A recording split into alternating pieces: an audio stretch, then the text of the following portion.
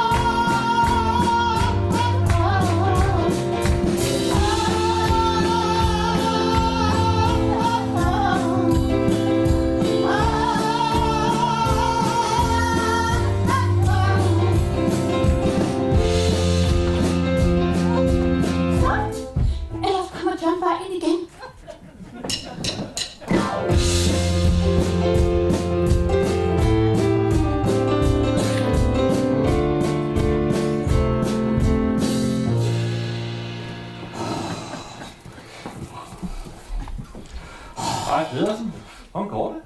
Skal du absolut jogge i det? Hvad mener du? Ja, det med Pedersen. Skal du absolut råbe ud over hele sagen, og jeg hedder Pedersen? Nej, det skal jeg vel ikke, men hvad er du gerne med hedder Pedersen? Det har du sgu da altid hedder. Ja, det kan sgu da godt være. Kan man hedde noget mere ordinært og kedeligt end Pedersen? Det er måske ikke specielt særpræget, men er det ikke lige meget? Lige meget. Jamen sig mig lige, Clemens, hvor mange mennesker med succes, som er kendte, mindst du, der hedder noget helt almindeligt? Hvad med Tom Christensen og Flemming Jensen for eksempel? Ja, så det er så undtagelsen, der bekræfter reglen. Men altså, jeg bliver aldrig sige noget med et efternavn som Pedersen. Niels Olsen er det ikke særlig særpræget navn. Clemens, pointen er, at jeg vil have et nyt navn, og helst ikke man forbinder med et menneske, der har succes og kendt. Men hvilket? Nu tror jeg ikke lige, det er dit navn, der gør, at du ikke har... Nej, vi prøver. Ja, det kan ja, det gør vi. Jamen, hvad med, at dit navn, det var Brandt? Skulle mit navn være Brandt? Er det ikke okay? Nej, hvordan jeg skal have et nyt navn? Jeg skal ikke have et, der er Brandt. Ja, altså, hvordan går der i hele taget ild i et navn? Ja, okay. Ja, nu er det ikke lige det, jeg mente, men fint, vi fortsætter. Hvad med dit navn, det var Let. Ja, selvfølgelig skal mit navn være let. Jeg gider ikke have et, der er svært, vel? Hvad så med Strand? Det er jeg bange for, at det er ud sand, du. Skov! Det kan jeg ikke se fra alle træerne, du. Nej, det er klart. Det kan jeg godt se. Der er et problem der. Hvad med, at dit navn, det var Sebak? Ej, nu må du stoppe med de der mærkelige navne. Man skal høre bak, man skal ikke se bak. Jeg kan ikke hedde Hørebak. Hold nu op, hvad du kan få ud af et navn. Det er fandme vildt. Hvad med Kofod? Kofod? For fanden, Clemens, køer, de har sgu da ikke fødder, de har klove. Du er godt nok ikke til meget hjælp, mand. Nej, undskyld, at jeg ikke på magisk vis kan løse dit problem. Yes, okay. Er der en eller anden kendt, der hedder Mørk? Altså, jeg prøver virkelig at se lys på tingene, og så får du mørk. Okay, og du kan ikke lige se lyset.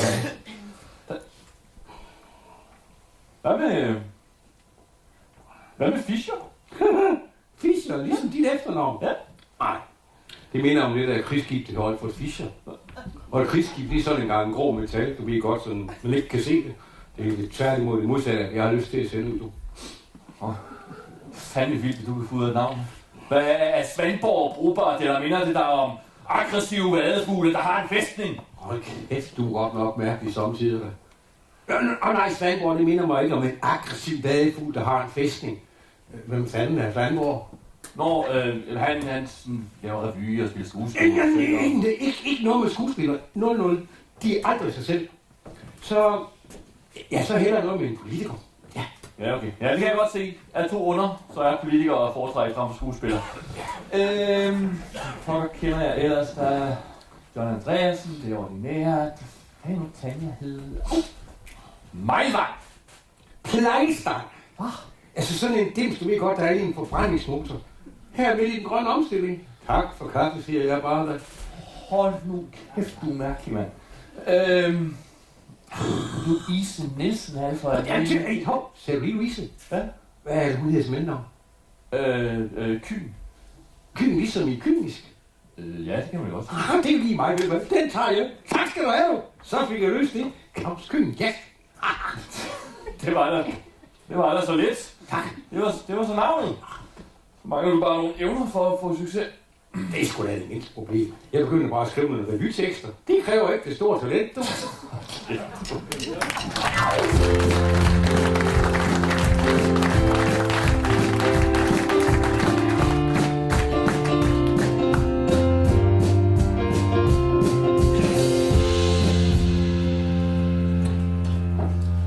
Og her har vi ham så. En af bogens største attraktioner. Mannequin Piss. Nej, hvor er den fin. Og så nydelig. Men sig mig lige en gang, hvad er det dog, det laver? Det er jo ikke for sjovt, at han hedder Mannequin Piss. Men det kan man da ikke. Og så i al offentlighed. Hvad siger politiet ikke til det? Politiet? Ja, der er strenge regler for offentlig urinering. Det kan give en bøde på op til 1.500 kroner, hvis det bliver opdaget. Og han er jo ikke lige frem diskret, vil jeg mene. Jeg er ganske sikker på, at der findes undtagelser. for statuer. Jeg synes nu stadig, det er en kende smule upassende felt for en statue. Altså symbolet med den sidste dreng kan spores helt tilbage til antikken. Det er et symbol på barnets uskyldighed, kådhed og i dette tilfælde blandet med en lille smule kækhed. Ja. Typisk. Det er sådan noget kunstnere siger, når de igen har lavet noget uanstændigt. Så ham her, han er en ægte kopi af Manneken Pis nede i Bruxelles. Statuen blev afsløret fra byen her i 1934 af konsulen Willum Føns, som et tegn på hans meget lykkelige barndom her i Bogense. Ja, fortællingen siger, at Willum blev forladt på færgen mellem Klakring og Bogense, og derved blev han adopteret af slagtermester Levinson. Men den rigtige fortælling er dog, at han blev født i København i 1869 af Charlotte Emilie Levinsen og tjeneste Karlen Wilhelm Christiansen Føns. De var altså gift. Så Willum, han voksede op hos mormor og morfar her i Bogense. Ja. Han blev afsløret fra byen den 20. marts 1934 af Willums datter, baronesse Ellen Rosenkrantz. Og altså, den lille tissende dreng vagte en smule forarvelse hos nogle af byens borgere, men er sidenhen blevet et elsket del af Bogenses bymiljø. Ja, ved særlige lejligheder klædes han også ud i søde kostymer. Ja. Sød historie. Den kan jeg godt lide. Men sig mig engang, hvad er egentlig dens morale? Altså, jeg står her og krænger sjælen ud med en lille fortælling om den lille forældreløse dreng. Og du spørger til morale? Så du ved altså ikke, hvad moralen er i din egen historie? Skal jeg forstå det sådan? Den har ikke nogen morale. Ej, statuen, den har i hvert fald ikke nogen moral. Den kunne godt have vendt om mod bussene, så den blev en smule mere diskret. Ja, sjovt du siger det, for dengang han blev afsløret, der var der lidt problemer med, ja, hvad skal vi sige, vandmærket. Der kom ikke noget ud. Om han har vel været generet. Der har sikkert stået en hel folkemængde og kigget på. Ville du selv kunne forrette din nødtørst, hvis der stod en hel folkemængde og kiggede på? Jamen altså, borgmesteren, der stod for afsløring, han rumsterede lidt rundt, og så skubbede han til noget, og så kom det ud i så stor en stråle, at bare næsten blev oversprøjtet. Med vand selvfølgelig. Senere er trykket reguleret til et ganske normalt niveau, men det må have været et meget betagende syn for den stakkels bagnæse. Var borgmesteren læge? Hvorfor spørger du dog om det? Han var borgmester. Ja, men det kan man jo ikke leve af, vel? Der var faktisk borgmester og byrådsmedlemmer for den sags skyld, der også har et rigtigt arbejde. Så måske var den her borgmester læge. Jeg kan virkelig ikke se, hvad det er, han sagde at gøre. Prostata. Og nu kan jeg da slet ikke følge med længere. Prostata. Tænk, at jeg som kvinde skal belære dig, en mand, om prostata. Ved du ikke, at prostata er sådan en lille bitte ventil, som mænd de har, og er den forstørret, så stopper den ganske enkelt for vasken, og jeg tror, at borgmesteren har vidst det, og skubbet til prostata, og i det øjeblik, der bliver fri passage, ja, så er der i den grad tryk på. Statuen har ikke nogen prostata. Har du undersøgt det? Nej, det har jeg, det ved Gud Ej, ikke. men så kan du heller ikke være så forståelig. Nå. Det er faktisk meget vigtigt, at man får tjekket sin prostata ved jævne mellemrum. Ved du godt, at der hvert år er 4.500 mænd, der bliver ramt af prostatakræft? 4.500? Er det hvert år? Ja, altså ikke de samme 4.500 mænd hvert år. Det er faktisk 4.500 nye tilfælde hvert år. Godt nok skræmmende, må jeg sige. Ja, der har du historiens morale. Men husk at gå til lægen og få det undersøgt i tide. Du havde ret. Der var en moral alligevel. Jeg er en kvinde. Jeg har måske ikke altid ret. Kom.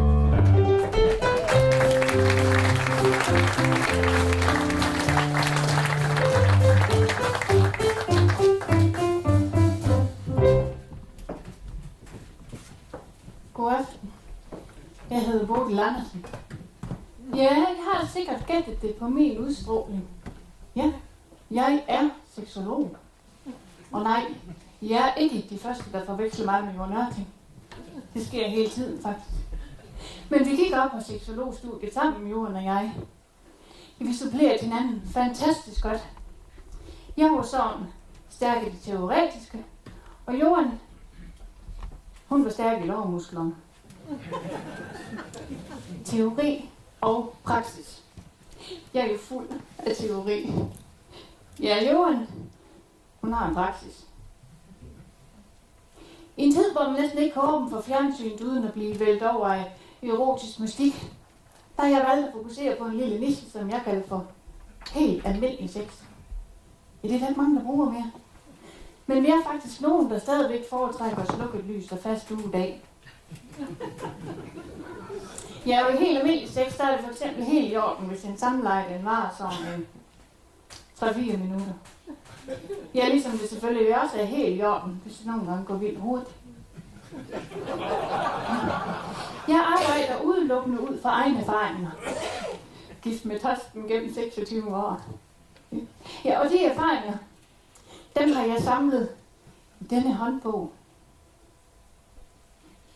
Ja, det er et opslagsværk på 8 sider. Jeg kalder den for Hverdagssex, en hurtig indføring. Ja. Første kapitel i min bog, som også er første side, det handler om forspil. Ja, så sidder der nogen, der tænker nu, jamen forspil, bruger man det i helt almindelig sex? Ja, det kan man godt. Torsten og jeg, vi har fundet sådan en fin metode, hvor vi bruger knytnæven. Ja, det vil sige, at så i januar, der har vi forspil, i februar, der har vi ikke forspil, i marts, der har vi forspil, og så videre i går. Og ja, det er klart. Det giver da både forspil i juli og august. Det er nogle rigtig langsomme måneder. Nå, hvad kan sådan en forspil så være? Jo, Torsten, han kan godt lide at varme op med en såkaldt 69. Ja, det er en pizza med pepperoni i ananas. Nej, jeg forstår heller ikke det der med frugt på pizza. Men altså, jeg smager behag jo. Så har jeg også en afsnit, som handler om den helt almindelige krop. Der er illustrationer her i. Af mig selv og så Torsten. Og ja, det er helt almindelige kroppe, som Gud han har skabt dem. Ja, med lidt hjælp fra Jensens Bøfhus og Toms chokoladeskildpadde. Ja, og helt almindelige kroppe som vores, de er ikke skabt til sådan en lag akrobatik. Jeg ved godt, at andre seksologer, de prædiker tantra-sex, men det vil jeg godt advare imod. Især stilling 42. Tranen og påfuglen. Ja, for os, der blev det til valen og plumfesten. En frygtelig oplevelse. Torsten han går stadig til geopraktor. Vi har også prøvet sex under vand. Det var heller ikke nogen succes. Eller jo, Torsten han kunne simpelthen nok holde hovedet under vand i de der 30 sekunder. Men nu må vi ikke længere komme i bogen til svømmehal. Ja, det er jo ærgerligt. Nej. Under kapitlet erotisk undertøj, så vil jeg også godt lige aflive myten om, at det skulle blive stemningen i soveværelset lidt op. Tværtimod. Vi har prøvet. Torsten havde købt sådan en fuldstændig gennemsigtig bodystocking til mig. Og jeg går så også ind på badeværelset for at tage den over. Men der er det op, der er fejlsyningen. Her der er hul i hele bunden af en. Det synes jeg er dårligt håndværk. Ja, så jeg vælger så ikke at tage den på, og så går jeg ligesom ind til Torsten i bare figur i stedet for. Men der er så Torsten, han siger, hold da kæft, for 199 kroner, så kunne det godt have strøget den fast. Der røg stemningen i året marts over mig. Selv synes jeg, at en hurtig indføring er bedst om bag i. Jeg var jo i en bog, selvfølgelig. På side 7, der svarer jeg på spørgsmål fra helt almindelige mennesker. Der er for eksempel en, der spørger her, om det er almindeligt kendt, at kvinder de har en elektrisk apparat inde bag i skabet, som mænd ikke kender noget til. Det kan jeg lille venner da. Det kalder vi for en støvsuger. Så er der en anden en, der spørger her, om jeg kan anbefale noget sexleje eller noget rollespil. Det vil jeg også godt advare imod. Vi opgav for flere år siden, da vi prøvede den, der hed Taxaturen. Kender I den? Hej. Det er jeg glad ved at høre det. Ja, det der sker, det er, vi sidder ude i Opelen i carporten. Torsten han sidder foran med taxakasket på, og jeg er ligesom kunden om på bagsædet, der har glemt af penge. Så er ideen, at jeg løfter op i skørterne og spørger, om jeg kan betale i naturalier. Ja, det er der nogen, der tænder på. Ikke os. Men Torsten han vender sig om, og så siger han, det er godt nok et stor en, den der. Du har vel ikke en minder? Ej, der røg stemningen igen. Ej, men det er meget inspirerende at snakke med her i aften. Men det er jo Freja i august, så Torsten han er ved at række til derhjemme. Ja, og bare rolig, det er ikke det der SM. Det er helt almindelig MS. Vi er med lidenhed 6.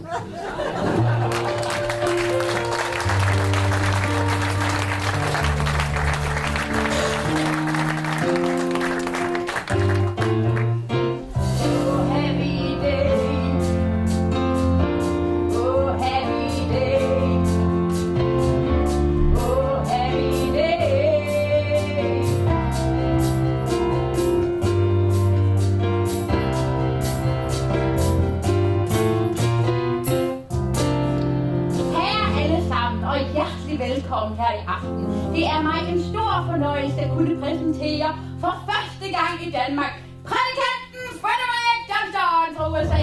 Lad os alle sammen give Frederick Johnson en stor hånd. Hej. Peace. Peace. My dear friends, Mine dyre venner. welcome to this honorable house. Velkommen til dette horrible hus. It is a delight to see so many members here tonight. Det er dejligt at se så mange membre her i aften. I've come here tonight to give you a message. Jeg er kommet i aften for at give jer massage. A message that will make you feel warm and calm inside. En massage, der vil få jer til at føle varme og kalde. I want you to hold hands and feel the sweet love. Jeg vil have, at I skal holde hænder og mærke sveden løber. Tonight, I want to tell you about a man's call to life. I aften vil jeg fortælle jer om en mand kaldet Leif. It was long ago, in the deep south. Der var langt at gå i den dybe sovs. His father was a carpenter. Hans far var en autolakkerer. As a boy, he liked to watch his mother in the kitchen. Og som barn kunne han lide at vaske sin mor i køkkenet. Finally, a man, he went out to explore the world. Og som mand drog han ud i verden for at eksplodere verden. Now, he followed a bad road for a while. Han blev forlovet med en baderøjte fra Vejle. I know that the flesh is weak. Jeg ved, at flæsket er væk. Remember the sixth commandment, day and night. Husk din 6 kommando, mand, dag og nat. He will bring you to hell. Det vil bringe dig hen. Do not look for Satan, for he is evil. Donald for Satan, han er ellevild. Amen, sister. Now he walked to the holy Lord. Han vattede den hellige lort. He prayed to the holy Lord. Han prejede den hellige lort. But the gate was shut. Men geden var skudt. Then he said, in that case I will stand up and die. Og så sagde han, at i den her kasse vil jeg stå op og dø. But somewhere, a voice was called. Men så må være i Vojens og Kolding. You have to pray for mercy. Du skal præge en mærser. Begin another way. Begynd på Oddervej. And he was shown the other way. Og han var sjov på Oddervej. Now who was this important man? Hvem var denne impotente mand? Went into the desert for 40 days. Som ventede på deserten i 40 dage. Who gave us the sun and the moon? Hvem gav solen og månen? Who gave us the burning wind and sent the rain to us? Hvem gav os brændebilen og sendte regning til os? Oh, friends, listen to the music. Nu fredelsens lidt til musikken, ja. But I don't know who was this composer. Jeg ved ikke, hvad det var, der kom i poserne. But it was definitely not Cole Porter. Men det var bestemt ikke Cole Porter. Oh, he loved everyone. Og han elskede med alle. But he never got married. Men han fik aldrig mareridt. And Moses followed him. Og Moses fulgte ham. And we too must follow Så him. vi to må følge ham. But we must have money, cash to help us. Men vi må have Johnny Cash til at hjælpe os.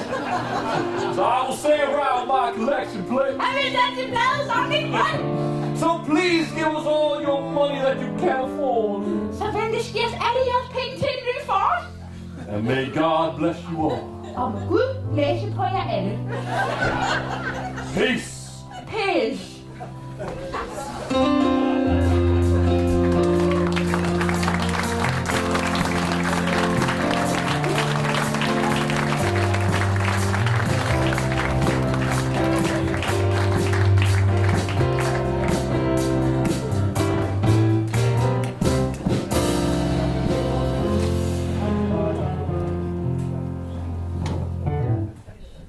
Hvorfor bliver jeg ved med at se fjernsyn?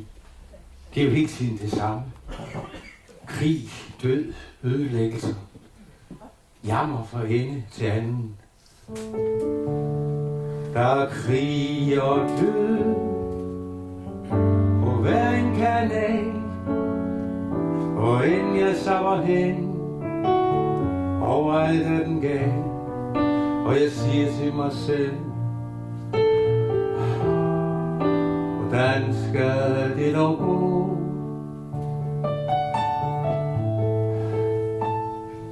Alle ruster op. Måske bliver der krig, og havene er fyldt op med svineri. Og jeg siger til mig selv, hvordan skal det dog gå? Hvorfor sidder du dog herinde og surmuler, min skat? Det er dejligt vejr udenfor, og her kommer jeg med kaffen. Jamen, hvordan kan jeg blive andet med alt det forfærdelige, der sker ude i verden? Ja, det er slemt, men du kan jo prøve at vende det blinde øje til bare en gang imellem. Du kan ikke gøre noget ved det alligevel. Nej, det ved jeg godt, men jeg er så pligtig til at følge med i, hvad der sker. Ja, det er man er også forpligtet til at tage sig lidt af dem, der står i nær. Og lige nu der er din lille kone bekymret for dig. Det er rent faktisk noget, du kan gøre noget ved.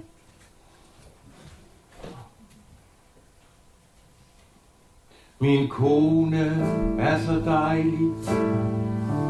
Kaffen den er varm. Jeg tror faktisk lige, jeg slukker for den larm. Det er de nære ting. Dem skal man passe på. Og jeg dog håber, det nok skal gå. Har du set, at naboerne står ude på vejen og får en øl? Der er det simpelthen så dejligt. Vil du ikke med ud til dem? Jeg ved ikke rigtigt. De snakker garanteret om alt det forfærdelige, der sker ude i verden, og så bliver jeg bare i dårligt humør igen. Nej, det tror jeg altså virkelig ikke, de gør, skal. De står og griner så deles højt og meget.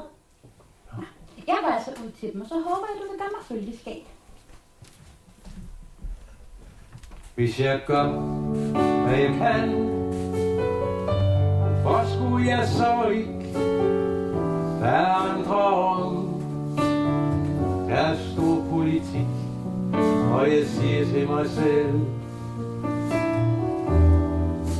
skal sgu nok gå.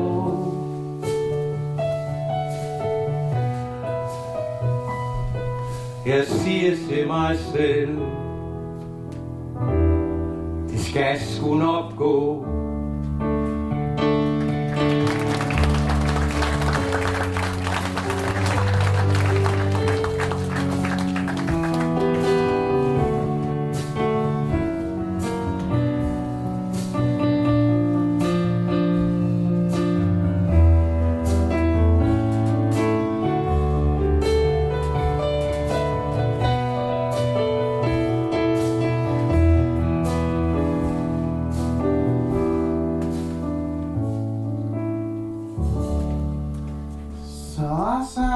Så er vi hjemme, hva'? Ja, og her har vi din stol. Skal du ned og sidde, min ven? Ja, tak.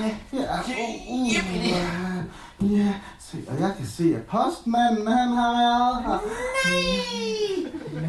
Nej, hvor spændende. Jeg venter faktisk på svar fra kommunen, og jeg har fået bevilgelsen en lille en, sådan hvad det hedder, sådan en robotstøvsuger. Men en robotstøvsuger er så smart, ikke også? Ja, jeg havde ikke ønsket mig sådan en lille en. Ja, men vi krydser fingre for, at du får sådan en. Vi ses på tirsdag. Hej, Sarsen. Hej.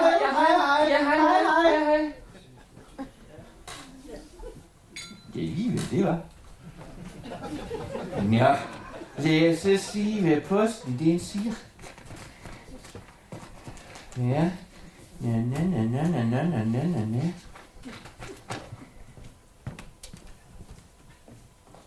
Statsforvaltningen.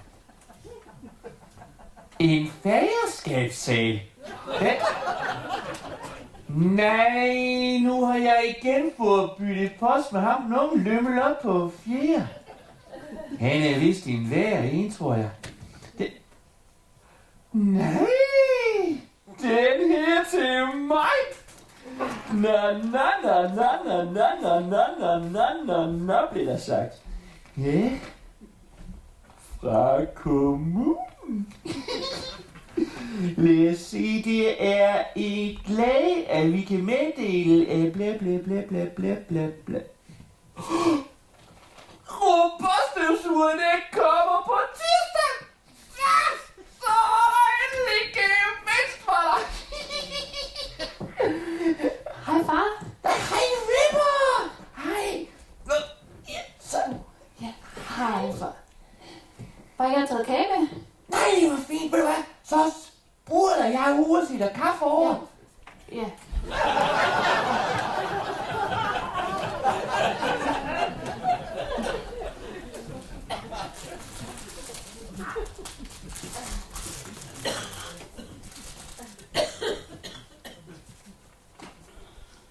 Statsforvaltning.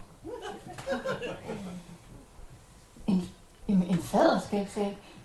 Ja, der er gode nyheder med posten. Det var din gamle far skal have. Jeg skal have sin lille en. En lille en? Ja, sådan en lille rabat, der drøner rundt på gulvtæpperne. Far, i din alder. Ja, jeg havde sgu også næsten opgivet håbet. Men så pludselig, så var der bingo. Ja, det er åbenbart alt for sent. Jamen far, hvordan vil du klare det? Det mine lille Per-net, den drøner der bare rundt imellem møblerne, mens jeg ser tv. Og så når den kommer forbi, så løfter jeg lige føren. Hej. Far, du har slet ikke plads. Det fylder jo ingenting. Den kan da bo under sengen. Under sengen? Ja, så skal den bare lige skiftes en gang om morgenen, og så er den klar til at fise rundt hele dagen igen. Det er jo jord dag i en drivværelse. Far, har du gennemtænkt det her? Ja. Jeg har arbejdet på sagen i flere år. Hvad? Ja, sådan en lille en, den kommer jo ikke af sig selv, vel? Nej, jeg har ligesom selv et par stykker. Det kan du se. Men, far, hvem har så hjulpet dig? Ja, nu bliver jeg nysgerrig. Nej. Ja, du ved min sagsbehandler lige på kommunen. Hanne? Hende med krøllerne? Ja, og de store... Far, jeg ved godt, hvem han er. Briller, ja. Ja, det var ikke hende. Mægtig Mokke, hun ville ikke høre tale om det. Men så brugte jeg hendes kollega, Britta. Det der var lukket for det varme vand. Okay, men far, det sagsbehandler, det må de slet ikke. Nej, det fandt jeg da også ud af. De er noget tunge i røven i det offentlige. Men så fik de sådan en helt ung, nyuddannet Isabella. Unge og nyuddannet. Far, og hun var... Ja, hun var lidt mere løs i paragraferne. Slet ikke så fedt med udstyr. Far! Ja, hun var i det mindste en menneske af kø og blod, der kunne se, når en ældre herre var værdigt trængende. Far, jeg er ligeglad med, hvor trængende du var. Det er slet ikke i orden. Vi klarte det hele på 5 minutter. På 5 minutter? Ja, den gamle han skruede charmen på, og så er de så bøjt i tabeller sig. Spørg mig lige for detaljerne. Det er sgu det, jeg kalder borgerservice. Okay. Så må vi indstille os på realiteterne. Der kommer en lille ny, og sådan er det. Så hvornår er den sat til? På tirsdag. På tirsdag! Ja, man kan sige meget om den offentlige, men når først de rykker, så går det af. Men far, det kan jo slet ikke ikke overskue det her. Vipper! Ej, Vipper! Hisse dig jo op! Nej, det er jo Ole! Så. For nej, far. Jeg tror lige, jeg skal hjem og tænke lidt over det. Jamen, så tager du hjem, og så... Så tager du hjem og tænker over tingene. Ved du hvad? Jeg tager med. Så kan jeg tage ned på kommunen og prøve at se, om jeg kan få et par flere. Vil du have flere? Ja, nu har jeg jo lige så fået hul igennem hos Isabella.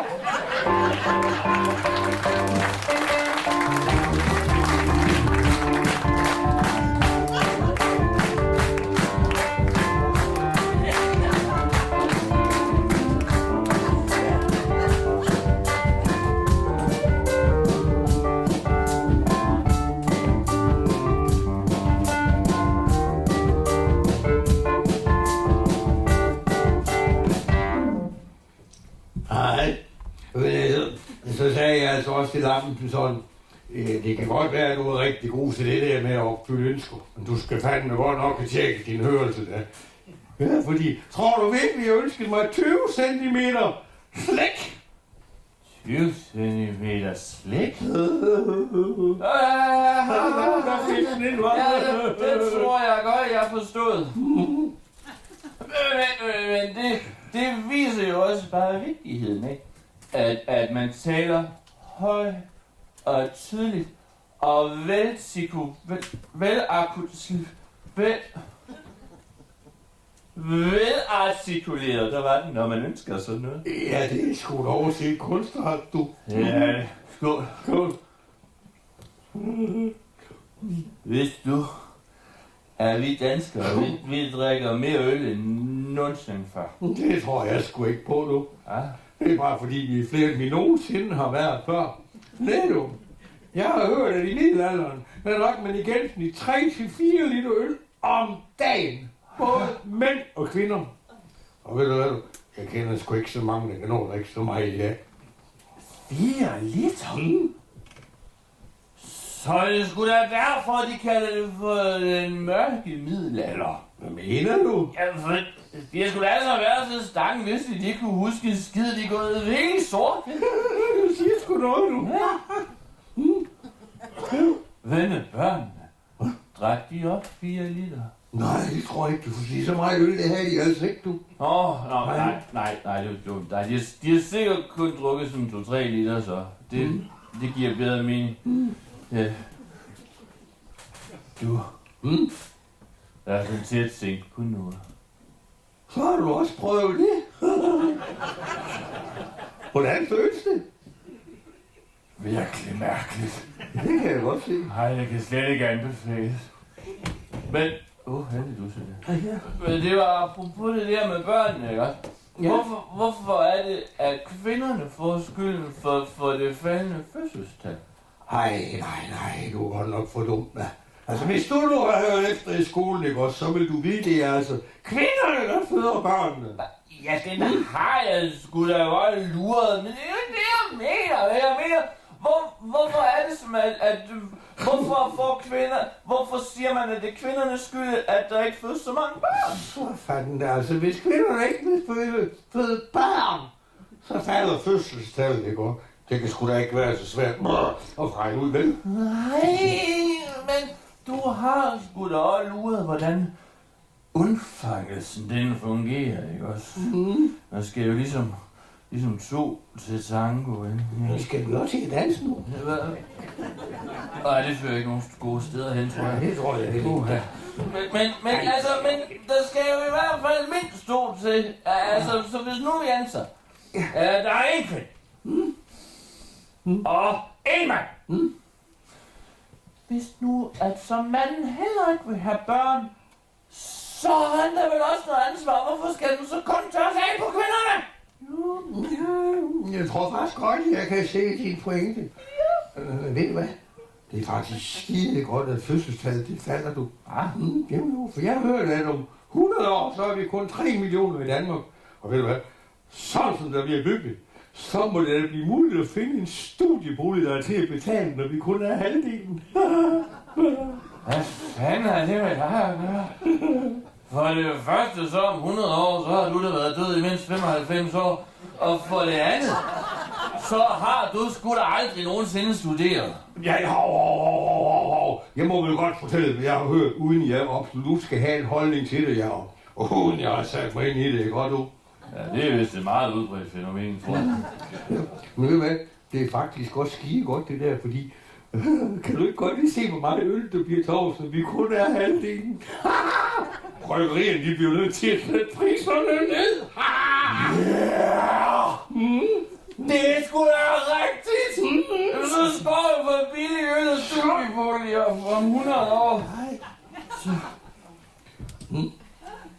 Du, jeg kom til at tænke på noget. Det er sgu da helt galt med dig, Erik. Ja, og det er meget skræmmende, jeg kan altså ikke lide det. Men det der Vogue, som alle er så sure over. Hvad er det for noget? Jo, siger du, det der, det er sådan noget med at respektere og tolerere andre, som de er. De må gøre, som de har lyst til. Ja. Er det bare det? Hvorfor er folk så sure over det? Det ved jeg sgu da ikke. Men ved du hvad, jeg tror, det er fordi, de ikke har noget at gå op i. Nu ved jeg det. De drikker sgu da for lidt øl. Det er så ludsig forklaring, fordi se nu bare Torben, ikke også? Han drikker jo både Carlsberg og Guinness. Ja, det var straks bærende. Men det blander vi os jo ikke i. Det må han sgu da selv styre, ikke også? Ja, det er sådan, det skal lyde, du. Drik lige, hvad fanden du vil. Bare du giver en omgang en gang imellem. Godt.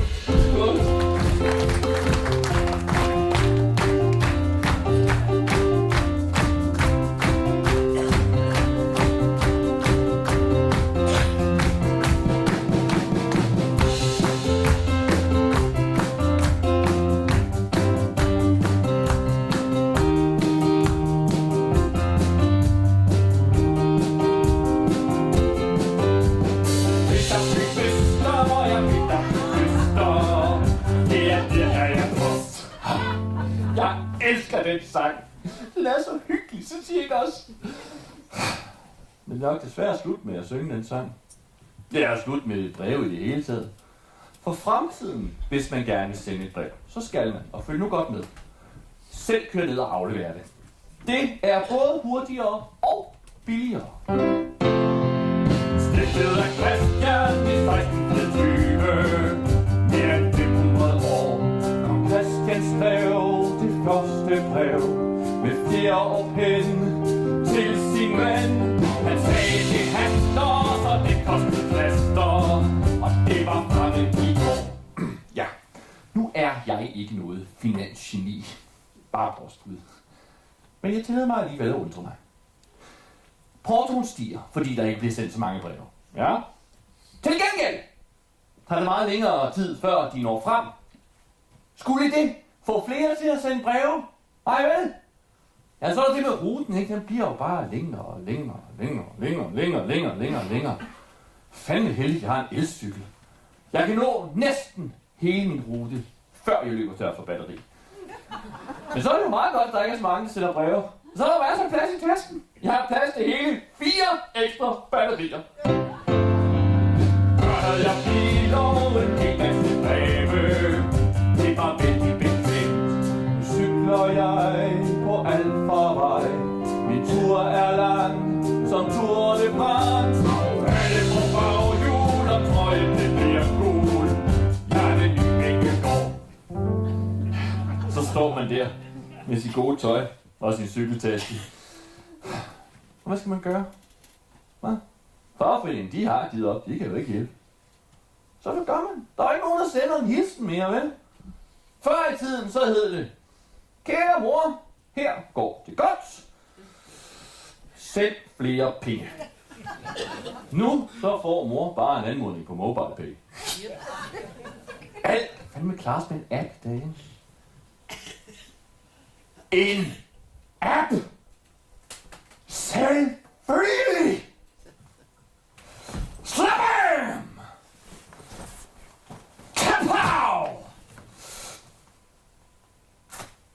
skidys.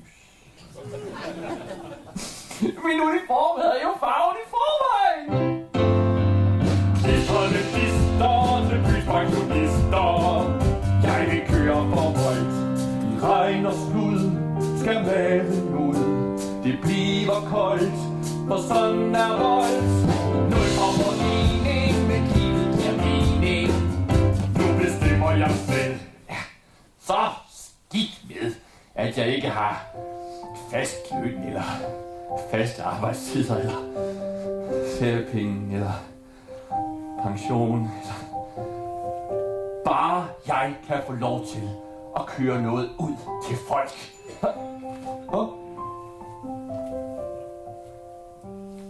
Der var en lunken skildpadde og en forloren hare til det lokale plejehjem. Jeg er på vej! Filatelister, sælgersmærker, kostetækken er død.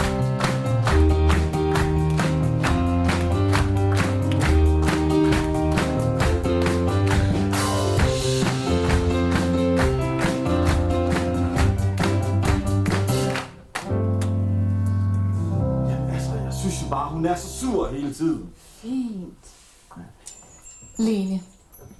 Thomas siger, at han er sur over, at du er sur hele tiden. Gør det dig sur? Jamen, han giver jo ingenting til det her forhold. Det er jo Eurosport hele tiden for helvede. Og hvad så? Ja, hvorfor bruger du ikke tiden sammen med mig i stedet for? Den skal lige, stop. Den skal lige igennem mig først. Hvorfor bruger du ikke tid sammen med Lene? Men det har jeg jo sagt. Jeg synes bare, hun er så sur hele tiden. Fint. Thomas siger, at han er sur over, at du er sur hele tiden.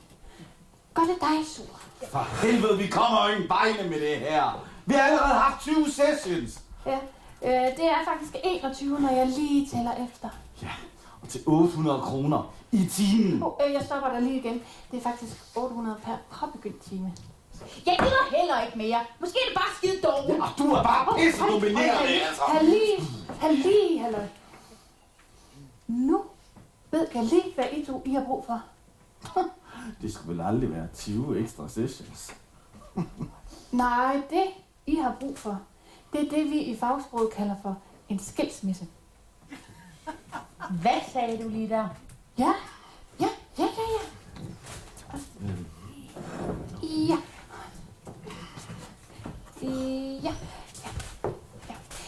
I ved, skilsmisse. Gå fra hinanden. Goodbye, du. Det er vel på en prøveperiode. Ja, nej. Jeg mener, for altid. Resten af livet. Forever. Du ved, sådan slutbrud. Ægteskab. Ja, og der skal jeg lige tale med min kollega Patrick. Patrick! Vil du lige komme herind? Ja, så lister jeg lige ud og tager en kop urte-te imens. Okay? Ja. Nej, går han. Er vi sikre på det her? Nej. Hej! Jeg hedder Patrick, og jeg er jeres divorce planner! Vores, hvad for noget? Divorce planner! Jeg er skilsmissearrangør, dit fjolle hoved. Det er mig, der skal sørge for, at alt bliver perfekt på en stor dag! Den store dag. Ja! Dagen, hvor I aldrig mere skal se på hinandens eddikesure hønseredskab igen! Det skal da fejres! Men lige frem i fest. Ikke en fest. Festen! Man bliver nu måske kun skilt en gang i livet. Det skal da fejres! Jamen helt ærligt, er det ikke bare op på statsamtet og så skrive under? Statsamtet! Ej, hvor old school på den ufede måde. Har du nogensinde været på statsamtet, der? En vissen stuebirk og en sagsbehandler, der hedder Tove. Og imellem også sagt, så kan det være svært at se, hvem der er hvem. Jeg er så slem. Skulle vi jo ikke lige... Finde det helt rigtige sted. 100% min tanke. Jeg har nemlig allerede reserveret det gamle badehotel ved Skagen. Lige der, hvor vandene skilles. Kan I se det på livet? Måske. Fremragende. Her tænker jeg så. Klassisk skilsmissebuffet. Bordplan, hvor vi deler fælles venner op med det samme. En masse festligt gå fra hinanden sange. Kan man synge til en skilsmisse? Selvfølgelig kan du synge til en skilsmisse, Bims. Klassikerne er jo. Det er så yndigt at skilles ad, og det hammer fedt. Jeg skrider lige om det. Nej, jeg er også meget mere til det frække noget, så... Alle donnerstid, rejs dig så op. Hvad for nogle sidespring? Er det helt lille møjso ned for telemarketing igen? Du sagde, det var slut, din røv. Det var det her! Guys! Jeg er vild med energien. I love it. Men gem nu lige lidt til den store dag, ikke? Altså, bliver det ikke lige lovligt for meget? Det kan aldrig blive for meget. Det bliver 82.000, hvis I selv pynter op i kirken. I kirken? Det skal vi jo også have øvet! Ej! Kom.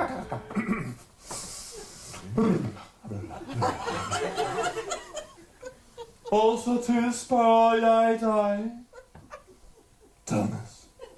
Vil du forlade denne evigt menstruerende mavesure kvinde hurtigere, end jeg kan nå at sige www.friskesinglepiger.dk? Jo. Frem og vælg nu, Lene!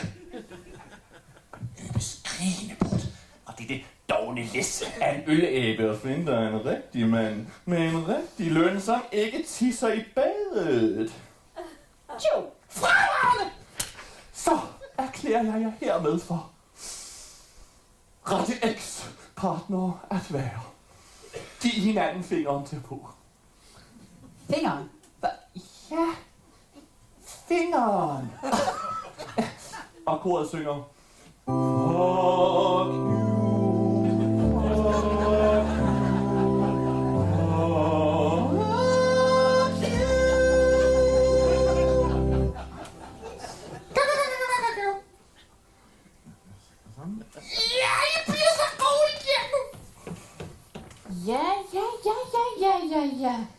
Ja, det ser helt rigtigt ud, det der. Nej, det gør det virkelig ikke. Vi vil gerne... Hvad mener du? Vi vil slet ikke det her. Vi vil gerne give vores forhold en gang mere. Hvad sker der? Vi vil rigtig gerne fortsætte parterapien. Du er sikker på det? Jeg vil gerne have 30 timer mere, ja. Ja, det bestemmer I jo helt selv. Ja, så ses vi på onsdag. Kom lige ind i visken. Så skrevet. Okay, 30 nye timer i bogen. Jeg skylder dig en. Gav jeg den for meget med hele... Nej, det var helt perfekt. Jeg elsker det. Det er godt. Ved du hvad? Kan du lige stikke ind til mig i morgen sådan omkring klokken 1? Jeg har et par, der er lige ved at skride. Så kan du være... Eller, jeg vil være den tørre parterapeut, så kan du være den overdrevne festbøsse.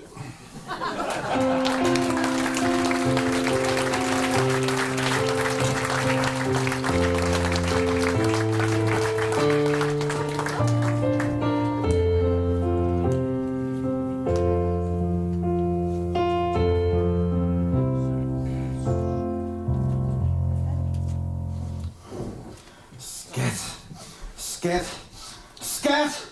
Kalder du skat? Nej, det var ikke til dig, skat. Det her med skat. Jamen, hvad er der galt med skat? Jamen, altså, der er den her kvittering, jeg kan finde, og så kan jeg få fradraget fra min seneste foredrag. Skat. Nu begynder du ikke også med det her, skat? Nå, du vil lave din selvangivelse. Jeg vil lige være i søvn bare af at sige det. Nej, det her, det handler om noget helt andet. Hvad så, er I ved at være klar med skatten? Kommer I? Ja. Bare se. Hey, hvad kommer I dog med der? Det er den danske filmskat. Ja, der er lige fra Morten Korch til Lars von Trier. Virkelig, virkelig lækre sager. Sagde du danske film? Ja. Hej, så vil jeg sgu hellere lade forskudsopgørelse. Ja, rolig nu, John. Det er ikke filmen, det handler om. Nej. Det handler om musikken. Prøv lige at lytte. Nej, sådan en hat har jeg altid ønsket mig. Men hvordan skal den bære?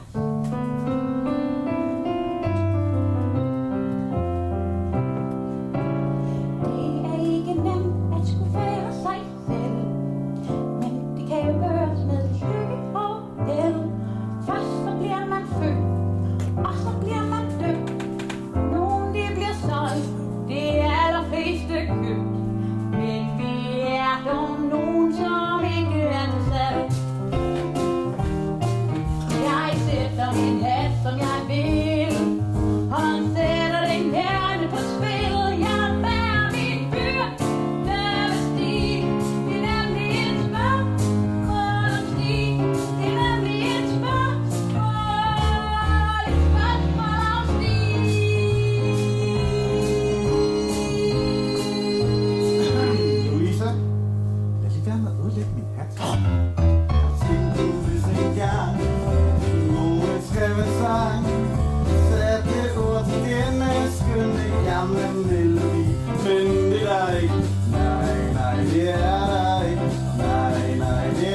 der ikke. Det er der ikke.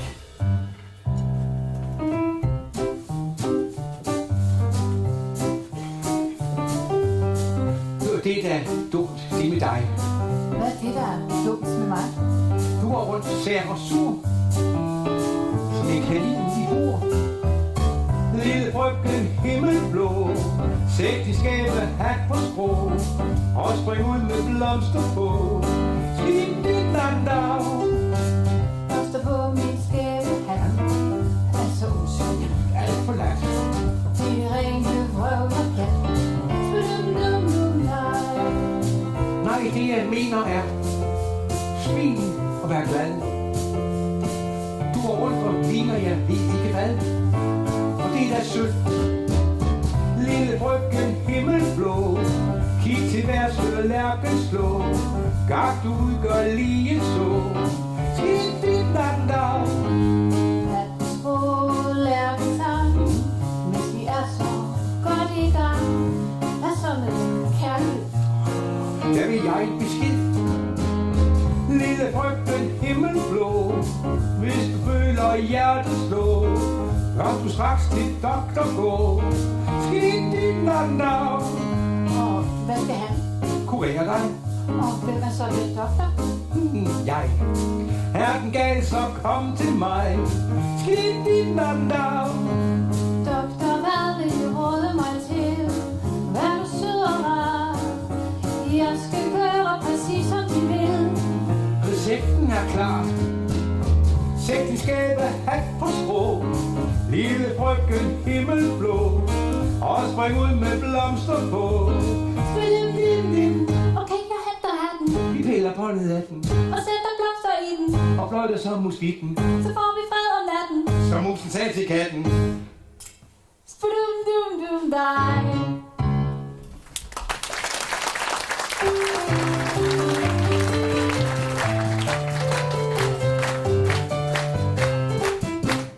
Det bliver en rigtig dag. Det bliver en rigtig dag. Sindet jubler, ingen skrubler. Hvorfor skulle man have et nej? Det bliver en herlig dag, og dog en særlig dag. Men den er der, alle hjerter jubler rigtig med. Det er sommer, det er sol, og det er søndag. Alle hjerter er så glade og fri. Skrivet om det bliver i hver sikke så glad dag. Alle fugle kan en glad melodi. Lyse sider skal du se.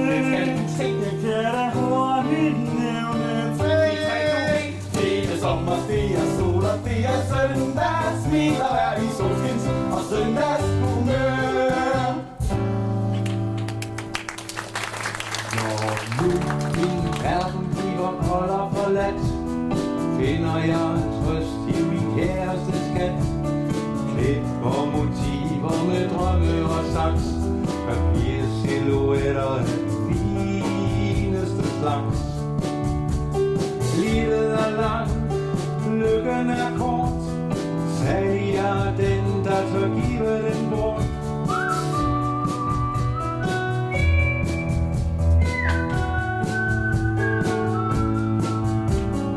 Her er et af min bedste ven. Utallige klip går igen og igen. Ikke aldrig færdigt eller fuldendt motiv. Sort silhuet af kvinden i mit liv. Livet er langt, lykken er kort, sagde jeg den, der tør give den bort.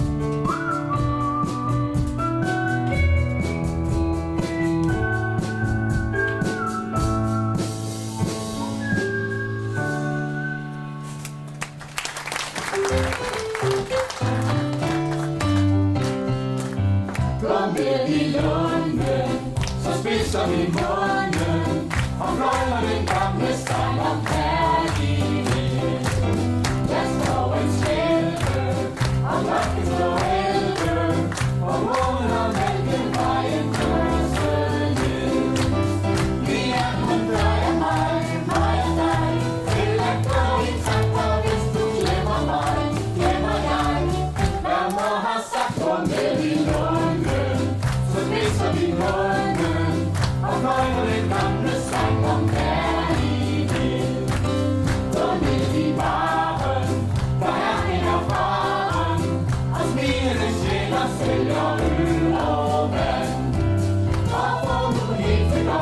server en kaffe, og tag så en slingnummer, hvis du mærke kan. Du sidste skal, få straks bæren tømt, for nu er der pause.